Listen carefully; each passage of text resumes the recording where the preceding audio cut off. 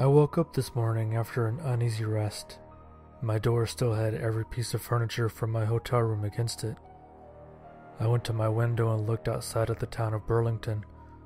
A light snow had fallen in the twilight hours, and everything looked like it was sprinkled in powdered sugar. It was hard to see this place and think about what had happened the night before.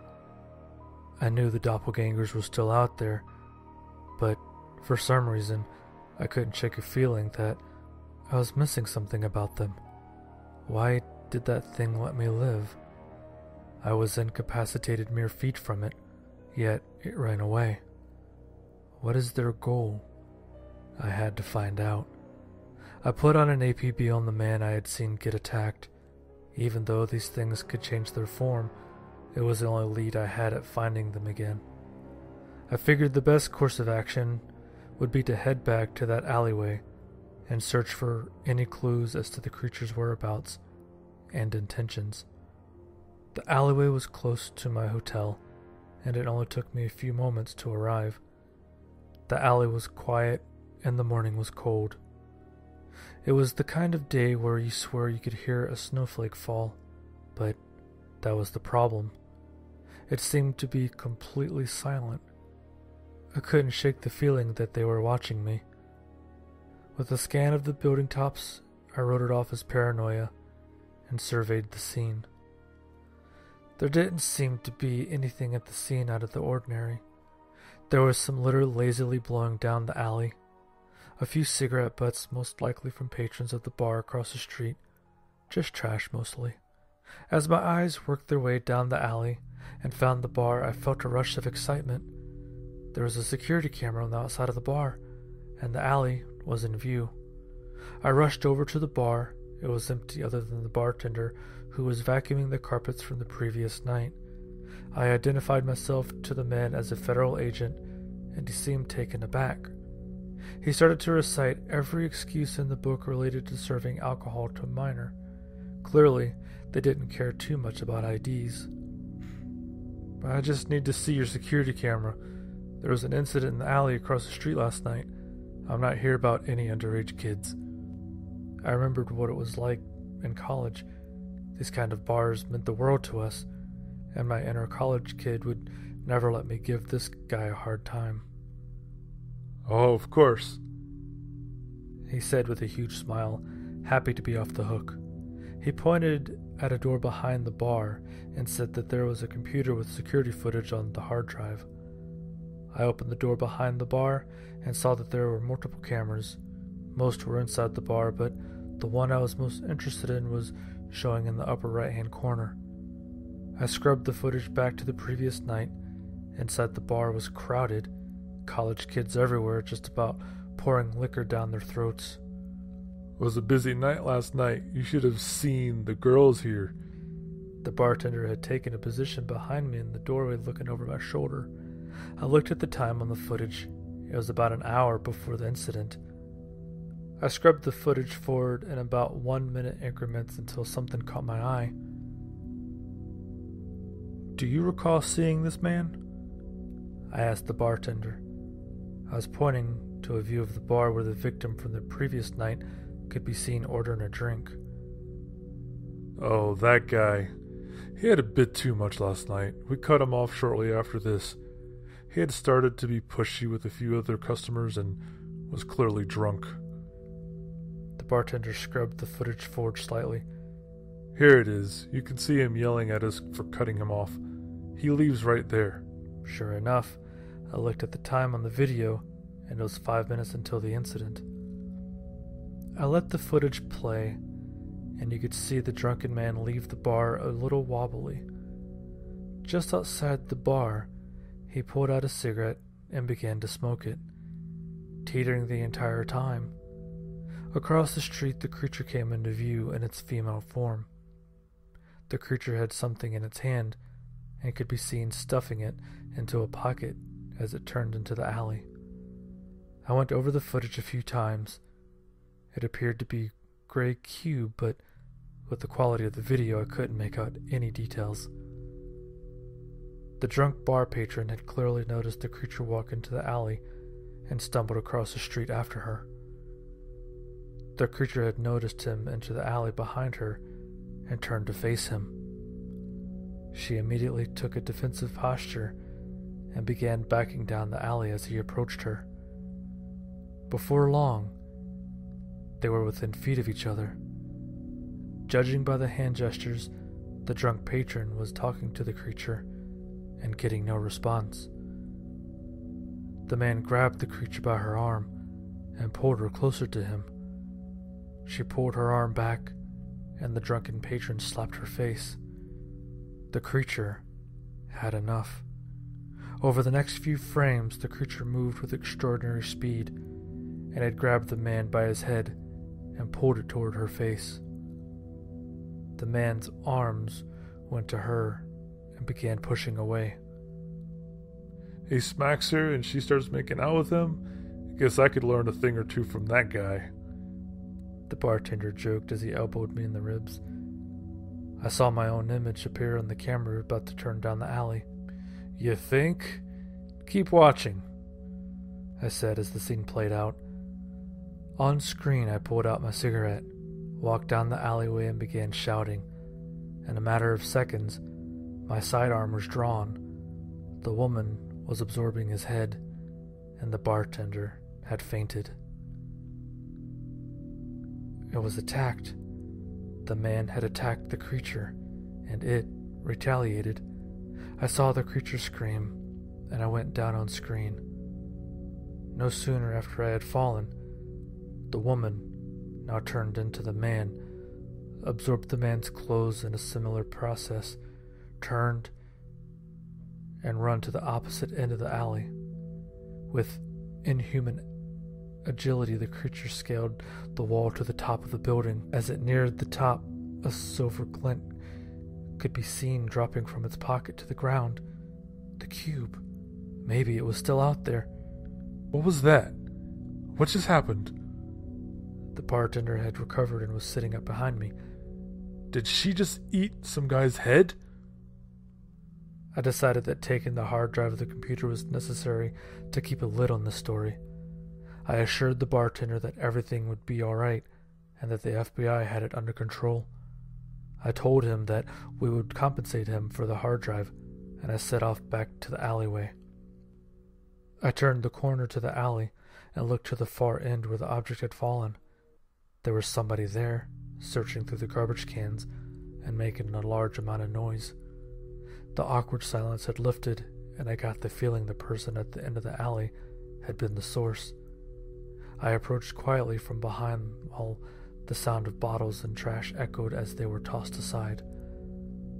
I pulled out my sidearm when I was a few feet away, and I told the person to stand up and turn around.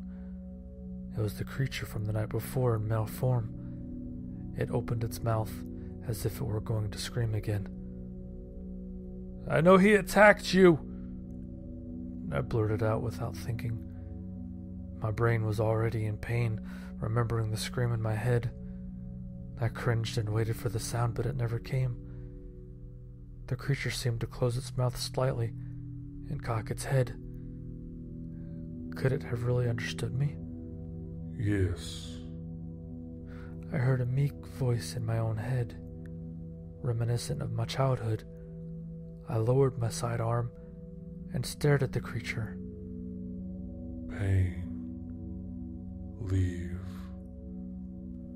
The voice was my own, but a younger version of myself. It was the voice I heard when my mom broke out the home movies. It was so familiar, yet at the same time so strange to hear. What are you? Why did you kill the others?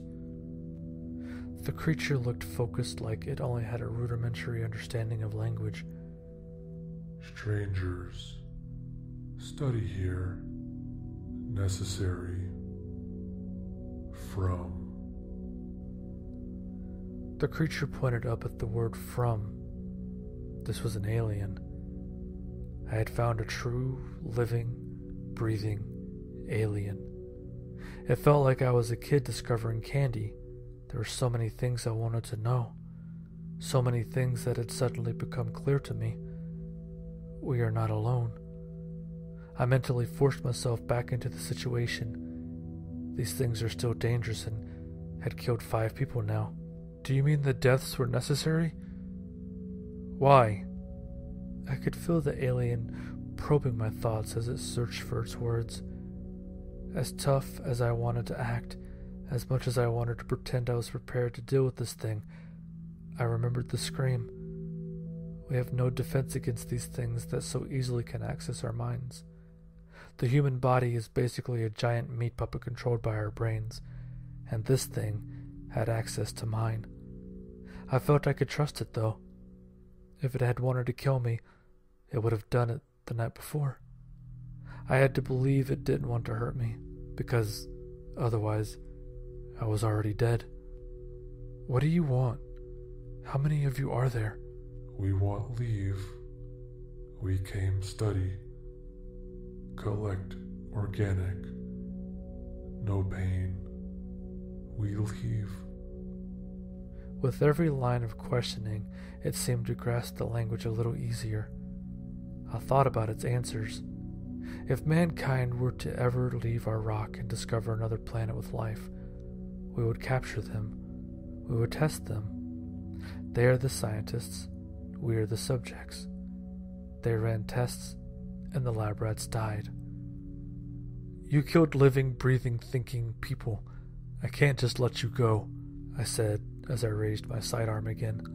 You don't have a choice. I could hear the screaming starting in my head again, a low reminder in the back of my thoughts. I lowered my sidearm and the scream died away again. The creature looked me up and down and seemed to ponder the situation. Out of its pocket, it pulled out the gray cube. Up close, I could see that it almost seemed to be alive. It looked like a pile of silver worms that had been molded into a cube.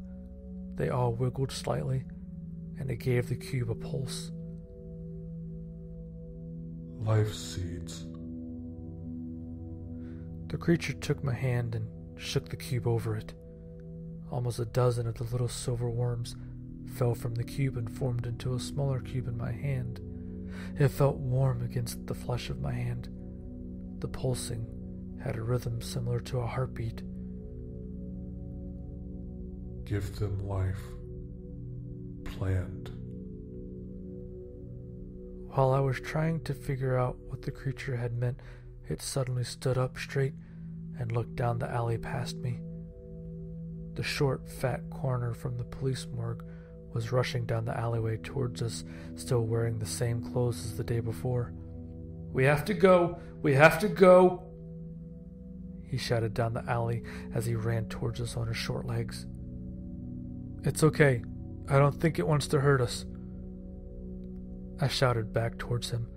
He seemed to not have heard me, though, and kept coming towards us as fast as he could. In fact, he seemed to be gaining speed and height. The man in the white lab coat was now standing a good 1.5 feet taller and had actually grown into his weight. He brushed right past me and grabbed the creature by the arm. Without so much as a word, the two took off at a run. With a slight moment of hesitation, I looked down at the seeds in my hand, stuffed them into my pocket, and took off after the pair. They appeared to be heading for the waterfront, and their pace was constantly increasing. They both seemed to be gaining height, and their strides increasing. When I arrived at the beach, I could no longer see where the pair had run off to. When I looked down the beach, I could see a white lab coat in the sand. I ran down the beach and picked up the coat. There was no sign of what happened to the pair. I heard a commotion a little ways down the boardwalk and saw a man come bursting from the bushes. He looked at me for a moment. His eyes were full of panic and fear, and he dived head first into the lake. The man hadn't surfaced yet by the time I reached his entry point. I was looking at the water trying to locate the man when a bright light appeared under the surface of the lake. I couldn't see the man swimming toward the light. The man had gained fins on his arms and a number of tentacles rapidly propelling him through the water towards the light. The ground began to rumble and the lights began to shake. Within a minute, the surface of the water bubbled up and a craft of some sort could be seen momentarily above the surface of the water. The ship was a long cone shaped with rounded ends. There were no visible windows, and the entire exterior of the ship was like a mirror. The ship made an about face, and in the blink of an eye and a crack like a whip, it was gone. I was still trying to sort through the events that had just occurred when I heard my name. O'Malley, over here. Now. A standard issue FBI black SUV was parked at the end of the boardwalk. My boss was standing just next to the SUV, flagging me down. Sir, I never had any idea there were things like this. They were aliens. That craft. They left me these. I handed my boss the life seeds the creature had given me. They told me that we need to plant them to restore life. I think they meant in the bodies. We need to debrief you, O'Malley, but first we have something to show you. My boss had the same excited look in his eye when he originally gave me the case file. My boss had brought me back to the police station and down into the morgue. The bodies were all laid out on the tables. The lights had been dimmed and the smooth skin across the shoulders appeared to bubble. Some bodies even seemed to be growing their heads again. The heads were small, almost comically so. The skin was loose and features seemed droopy, but they were distinguishable as citizens of the town. Allegedly the coroner, or rather the creature that had taken his place, had been experimenting on these bodies with the life seeds. They were all in various stages of growth. The life seeds turned out to be organic in nature. The aliens had apparently been harvesting living brain cells to rework into cells that could think. The basic result was a superpowered stem cell that could rewrite and regrow tissue. The victims' heads have grown back completely normal in a few hours, even if there has been some memory loss. The life seeds were taken to a federal lab to be studied.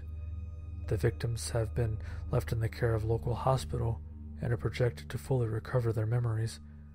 All evidence of the encounter had been collected, classified, and stored away.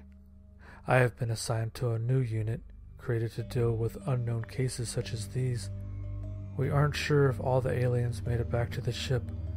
They seem to be running from something, and some may have been left behind. But I have a new assignment, and the cleanup investigation is in capable hands. You'll hear from me again. Don't you worry about that. My name is Agent Anomaly, and sometimes dreams do come true.